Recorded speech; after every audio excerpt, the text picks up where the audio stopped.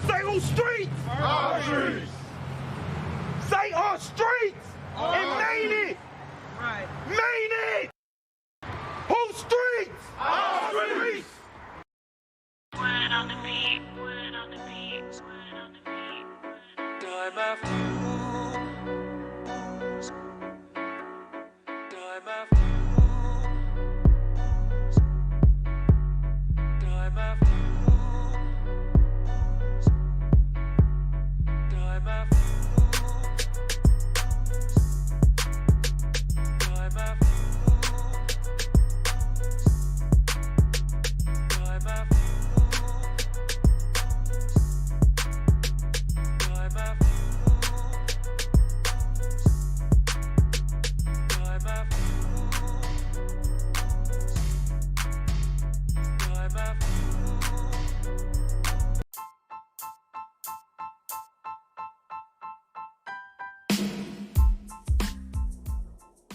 What up? It's your boy Bazz. Y'all tuned in to another episode of Ends Podcast.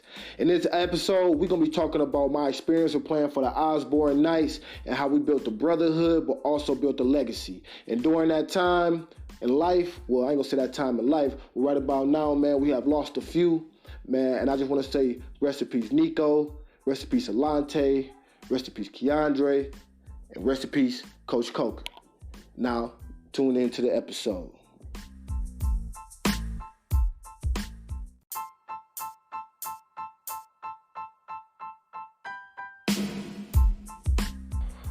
What up? It's your boy Bazz. Y'all tuned in to another episode of Ends Podcast. In this episode, man, we're going to be paying homage to the experience and the virtues that was gained from playing for the Osborn Knights. Man, and playing in the PSL, it was like no other, man. The PSL is a whole different type of environment. For some of y'all probably learned about it from the 30 for 30 with Jalen Rose and the Fab Four when he was talking about just growing up in Detroit, playing in the PSL, you know, just dealing with, you got outside influences coming into the game and all type of stuff, right?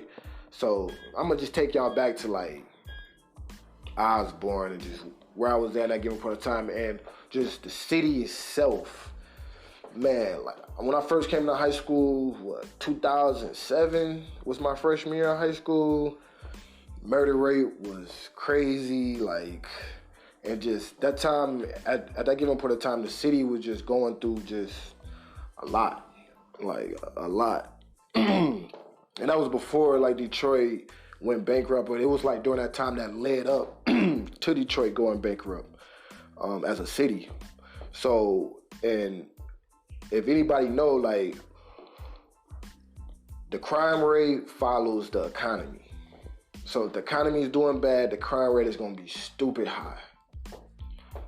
So it took a lot I just had to stop and just go over that moment, you feel me? Because a city don't just go bankrupt in 1 year. It takes time. So during that whole given point of time, like, there's a lot of crime, there's a lot of, you know, stuff going on during that time. So, you know, going to Osborn, man, I stayed over on 6 Mile. I was from 6 Mile. Like, the neighborhood school that was next to me was Denby, and it was like 2 blocks away. A lot of my friends, like from middle school, like just from hood, like all of them end up going to Denby. Me, myself, I ended up going to Osborn. That's where my brothers went. They know, and they played football there in the past, so I ended up going there. And then the crazy thing about just going there was it was like, you know, it was in a whole nother hood. And it was directly on 7 Mile, and Denby is like directly on like 6 Mile. And it was like literally 2 blocks away from my middle school and 2 blocks away from my house. But so we're going all the way to Osborn, you know, I seen a lot. Like, I just remember those experiences, like just walking to practice, all types of stuff. And it was a long walk. That's like 2 miles. And just having to go from 2 different hoods. And during that time, like, I was seeing, like, man, crime scenes, all type of stuff, man. It was like midday, like, you would just see the police tape. And it was a few times that I was just walking with my teammates. And And like we get a phone call like, oh, would y'all just over on like 7 Mile and Van Dyke or something like that? Like, nah, like we like, no, we was over there, but we back at the crib now. Like we was just walking past because we had to go to like one of my homies' crib. I forgot he had to go grab something. We ain't had practice for like a whole nother hour, so we just said bump it. We just gonna walk, just walk to your crib, and it was a little distance away too, no lie. But like but we end up walking. And, I guess at that gas station that we stopped at, somebody ended up getting killed. And we ain't even know it like until like we ended up getting back. They're like, yeah, somebody got shot up there. Like, and we like, damn, bro, they like we was just up there, like, you feel me? Like, they're like, yeah, like somebody just got shot up there. So like the environment was just that's the type of environment it was, just getting to and from practice. So all my teammates that play on the team, I commend y'all, because a lot of people won't really understand what that, like, just getting to and from practice, because it's normal, it's desensitized and normal when you're there, like, you feel me, like, because it's an everyday type of situation, you feel me? But at that given point in time, it's like, for some, you gotta catch the bus, all type of stuff. I had teammates, man, they was getting, like, jumped at bus stops, all type of stuff. Like, you get robbed, I got robbed on my way home. Like, 10th grade year, I remember I got robbed on my way home from practice one time. And it was just a crazy experience, but then all that lead up just to say, like, we would literally, like, you also learn, like, man, like, sacrifice, like, man, you put yourself through a lot just to play the game itself, and in the midst of doing that, you learn to respect the others around you too, because you understand what they got to go through to get to the game, just to play the game themselves. And in the midst around that, you learn to build a brotherhood and a, like, camaraderie with each other. And, shout out to Coach Hunt. He instilled, like, key principles that kind of built that family-like environment where it was bigger than just playing football. Like, we really looked at each other like brothers. We learned to discipline, protect, and communicate with each other as if we was brothers. And a lot of those relationships still carry on until today. And we got families and all type of stuff now. Some of them got married, just all type of stuff, In the midst of that too, we also lost a few. I lost a few teammates to violence. I lost a few teammates to the judicial system. But in the midst of all that, trying to play the game. Let's break that down. Like, so now it's like we was looking at what the environment was like going into it. Now we looking at, like, what was it like just trying to play the game. So now you understand that, like, dealing with all those outside influences, you got so much different influences on your players to, you feel me? I remember just during that time, it was kind of like most of our key players, it was kind of hard just to keep eligible. Like, shoot, even my 9th grade year, like after my first semester, I was, even a little messed up grade-wise. Then I picked it up because Coach Hunt, like shout out to Coach Hunt. Coach Hunt at that time was on me because my brothers, not my brothers, but my brother before me that played for him, he had academic issues. You feel me? He was like, he didn't want me to go through the same thing. So basically, long story short, he was always on me when it came down to being eligible, just as much as he was on everybody else. So like, he he used to go out his way to try to, like, create, like, a safe environment for us to even, like, he'd take the time out his day to even help try to, like, tutor us to make sure that we got eligible. Now, for me, like, I realized how important this was, because it was, like, for us to see, like, somebody, like, going out there with, because he'd call you out on it too, like, man, like, damn, I'm going on my way for you, what you know, like, I remember, like, him and a teammate got into it about that. He like, damn, I'm going on my way for you, but then, like, it's hard for me to get you to show up. I stick out my neck for you, protect you, like, he was like, damn, like, and he'll really make you think, because, like, he'll really go that route for you, you feel me, if you would need. Like, he did it for countless times. but then, you know, so in the midst of all that, you know, like, someone, you know, he was able to see, like, somebody, like damn, like, somebody, like, even though some people may look at it from a standpoint of, like, oh, man, it was just to play the sport. Like, nah, like, because it also helped put you in position. Like, he was sending out game film. He was sending out, like, contacting coaches. He was putting, like, he was literally trying to get you discovered, trying to get you, like, he was trying to get you about your environment. Like, no matter who you was or what your size was, he was like, man, it's a team out there that'll want you. I remember him just going on the board, and he literally put down all the different college leagues, JUCOs, all, like, the number of schools. He was saying, like, you can't tell me it's not one of those teams that you can't play on. You feel me? Like, all you gotta do is just believe. And he pushed us, and, like, he tried his best to push us to, you know, just to understand that.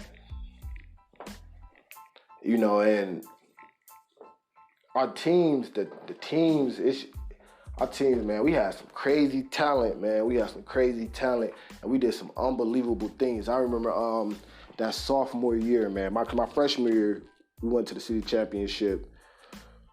Sophomore year, man, going in to, like, basically, like, repeat for that class of 09. Man, rest in peace, Nico, man. That was my dog. Like, and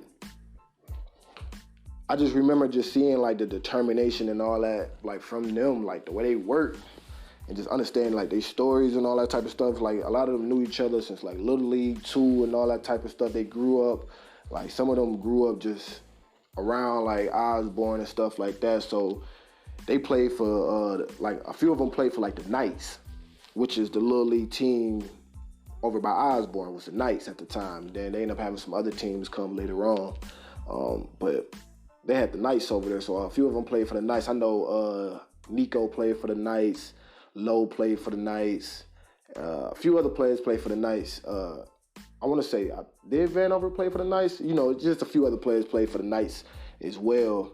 Shout out to my homie Lamar. He played for the East Side Coast too, under Coach Bank. But I just remember, like even with Nico, man, like, I'm being, like, I just transitioned to quarterback. I'm being under Mike Jones. Like, Mike Jones, man, it was, like, crazy talent. Like, he was one of the players with, like, he's crazy talent. Versatile. He could play DB or quarterback. You feel me? Shout out to Mike Jones. But I remember just working out with Nico, like, because me and Nico, man, we used to have gym class and everything. So, you know, Nico always picked me up because he'd be like, bro, like, in my eyes, we ain't gonna never lose, bro. I'm on the team. And it was just like that confidence, though, like, you feel me? That confidence he had, though, like, you feel me? But then at the same time, it was like, bet, like, he was always just willing, like, I just always just vibe with that. He was always just willing just to work with me. And he always did what he could, you feel me? Like, to do that, like, work with me in some type of way. Like, I just remember, like, us being gym, picking me up for basketball and all that type of stuff. Like, I ain't gonna say, like, I was, because I wasn't the best or nothing like that. I ain't gonna say I was the best or nothing like that, but I make it sound like I was just poop, but it was just that, like, shoot, like, we had some, if you went to Osborn, we had some hoopers. Around that time, too, we had some hoopers. Like, Nico himself was 6'5". That's what I'm saying there. Like, he was like 6'5". You feel me? So, in gym class at Osborn, it was like, that's the class where everybody tried to come skip in, all type of stuff. So, it was endless amount of choices. So, I was just, you know, paying homage to that, too. And then, I just remember, like, him just having me throw him the rock. I used to be throwing him the ball and stuff like that. And my arm wasn't as good at the time, but, like, his main focus, too, was, like, the ball ain't gonna always be perfect. You feel me? I just remember him just always just kicking that game to me, that the ball ain't gonna always be perfect. Just focus on putting it there. Just focus on getting it there. And, yeah, like, so I appreciate that so much, man. It was just, like, crazy, because, like, I mean, after practice, you know, walking and talking, you feel me? Like, yeah, that was big bro, man. Sad that we had to lose him, man. You know, 2019, man. But it was that was just one of the main things too, man. You was able to like build and establish certain type of relationships that like you just, I don't know. I think if I wasn't playing football, I don't know if we would have had that same type of like been able to connect because, just being in them type of spaces with each other. You gotta, have conversation and stuff like that. But since day one, man, he was always looking out cool, man, always like just taking me underneath his wing in some type of form or fashion. So I, much respect to him and all. But then, just going back into just building that brotherhood too, it was crazy because we used to like walk home together in groups, all type of stuff, just because a lot of us stayed either different blocks and also like different hoods as well. Like I was saying, like I stayed on 6 Mile. Like I'm from 6 Mile. Most of them stayed on 7 Mile, from 7 Mile. So like basically to get home, I gotta go through their hood to get to my hood. And then in the midst of doing that, you gotta deal with what goes on in the hood. You feel me? You got hood rivalries, you got all type of stuff. You feel me? You just walking around and you feel me? Like you could be susceptible to stuff. Like, and I'm laughing about it, but that's being real. I had teammates that got jumped, all type of stuff, at bus stops, man. And I even been robbed before. Coming home from practice, dude robbed me at broad daylight too. Broad daylight, robbed me at gunpoint, and just having those type of experiences, but just knowing that we fighting this together, you feel me? Like, we overcoming all this shit together so we can win, you feel me? Because we, like, that's a whole different type of feeling. Really having that, like, that mindset, like, we going to war together. You feel me? I remember one game, we lost to Central, but we was coming back. But this before we start coming back on that drive. Like, before we even start coming back, only thing I remember is, like, I threw an interception. I dropped my head. I'm on the sideline by myself. I'm mad as hell. Only thing I remember, my brother Lamar calling me out. Like, bro, what you doing, bro? Hell no, like, don't do that bitch shit. Basically, like, don't start moping or something like the game over with, and then we still got a game to play.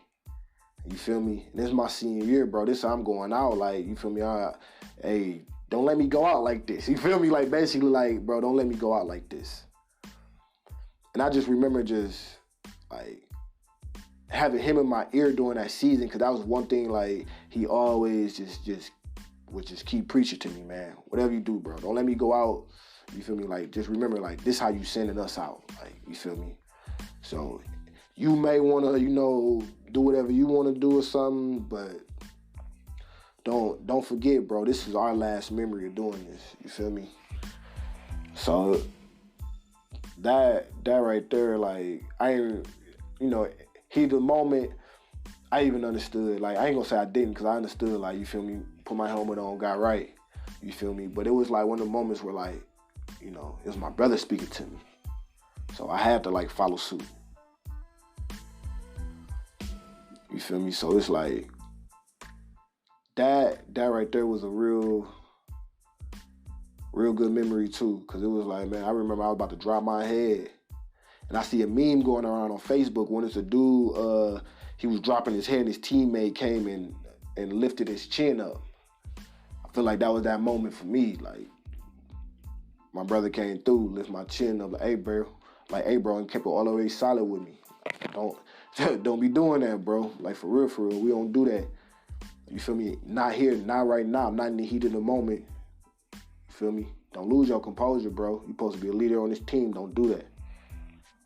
So, like, having that extra push, like, you feel me, to be a leader and to also step up from individuals that were older than me too was something. But then also it was that, man, it was love, man. Like, the team moms, man, came through with the come through so clutch. Like, that's how much of a family, like, it was like we had built.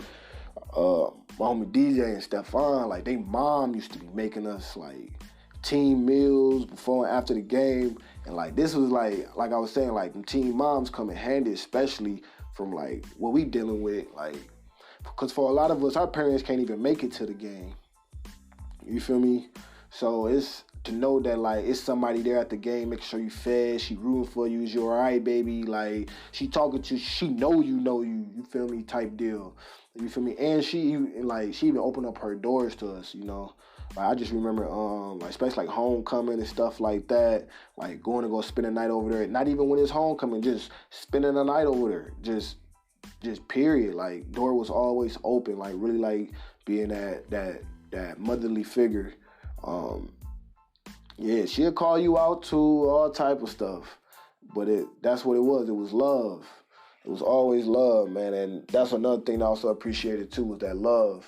But it helped. But just and all in all, like all the stuff that was going on, it helped build resiliency and camaraderie and like a brotherhood, you know. And it helped me identify key things, because it was sacrifices that we was making for each other at a young age that we didn't even realize that was like